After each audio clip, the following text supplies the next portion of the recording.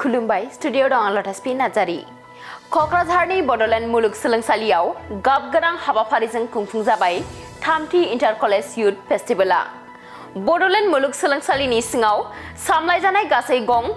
36 फरायसालिमाफोरनि फरायसाफोरनि बाहागो लाफैनायजों गाबगोनाङै जोबलाङो थामथि इन्टार कलेज युथ फेस्टिभेला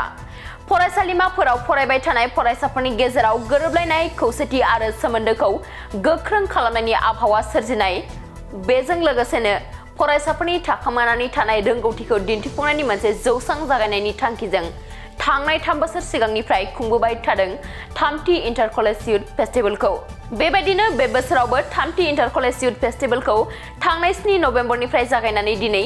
10 नभेम्बरसिम बड'ल मुलुगसोलोंसालियाव खुंफुंनाय जादों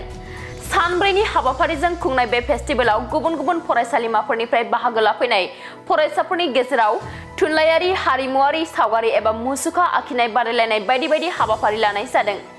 दिनैनि जोबथा सानाव फोजोबनाय हाबाफारियाव गाहाय आलासि महरै बाहागो लायो आसामनि केबिनेट मन्त्रि उरखावगोरा ब्रह्मआ बड'ल मुलुगसोलोंसालिनि रेजिस्ट्रार डक्टर सुबुं बसुमतारीनि मासि लानानै दैदेननाय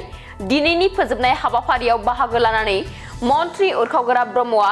गुबुन गुबुन फरायसालिमाफोरनि बाहागो लाफैनाय फरायसाफोरनि गेजेराव थुलुंगाखां होनाय बिबुंथि लाखियो दिनैनि जोबथा हाबाफारिनि गेजेरजों गुबुन गुबुन बादायलायनायफोराव देरहासार जानाय फरायसाफोरनो बान्था राननानै होनाय जायो मख'नो गोनांदि बे फेस्टिभेलनि लोब्बायै थांनाय 8 नभेम्बर खालि मोनसे हारिमुआरि हानजा सुनाय हाबाफारि लानाय जादों बे हारिमुआरि हानजा सुनाय हाबाफारिनि गेजेरजों गुबुन गुबुन फरायसालिमाफोरनिफ्राय बाहागो लाफैनाय फरायसुला फरायसुलिफोरा बर' हारिनि बायदि बायदि दोरोङारि हारिमु मावनाय दांनाय नेमखान्थि आसारखान्थिफोरजों लोगोसे गुबुन गुबुन हारिनि हारिमुखौ हानजा सुनायनि गेजेरजों दिन्थिफुंनायखौबो नुनो मोन्दोंमोन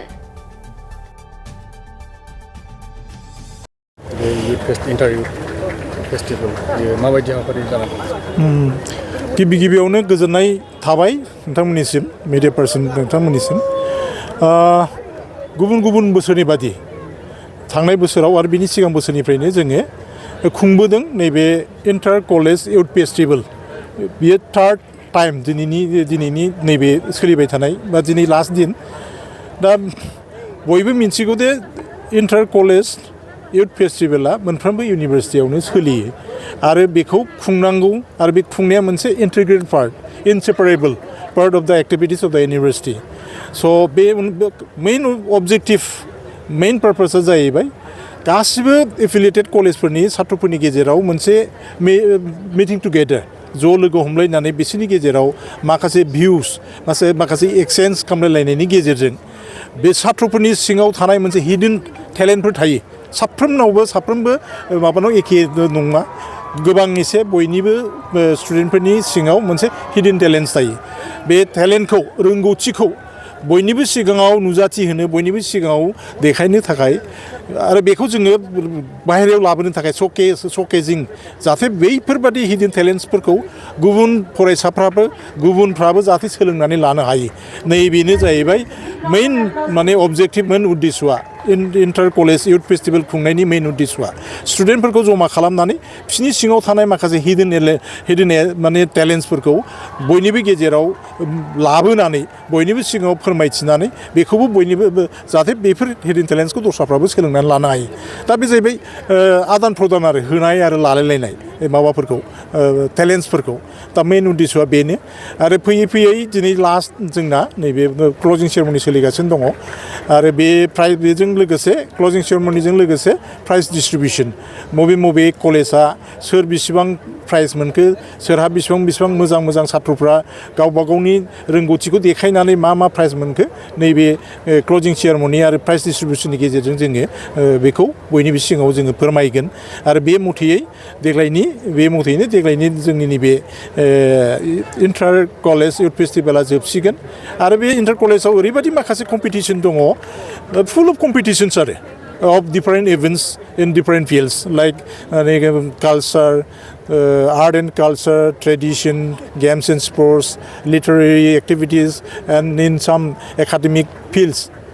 बहुतखिनि माबा बेफोर फिल्डआव जोंना माखासे बादायलायनाय जायो बे बादायलायनायनि गेजेरजों